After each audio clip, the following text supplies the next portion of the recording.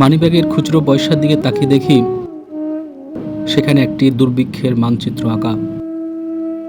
কয়েকটা 10 টাকা, দুটো 5 টাকা আর কিছু 1 টাকার কয়েন। এই নিয়ে আমার পুরো সাম্রাজ্য, এই নিয়ে আমার একটা মাস চালানোর যুদ্ধ। এই খুচরো পয়সাগুলো দেখলে বোঝা যায় আমি কতটা বড় লোক। বাজারে গেলে বুঝি আমার টাকার দাম কতটা কমে গেছে। আগে যে টাকায় ব্যাগ ভরে বাজার হতো, এখন সেই টাকায় একবেলার তরকারিও হয় না। মানিব্যাগটা খুললেই মনে হয় আমি যেন একটা যুদ্ধের ময়দানে দাঁড়িয়ে আছি।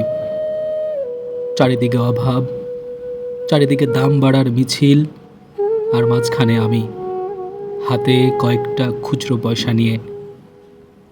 কাউকে বলা যায় না, সবাই ভাবে ভালো আছি, হাসছি, চলছে তো বেশ।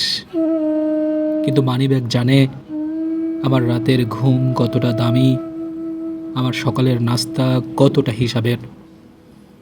দুর্ভিক্ষ শুধু ইতিহাসের বইতে হয় না, দুর্ভিক্ষ মানিব্যাগেও হয়।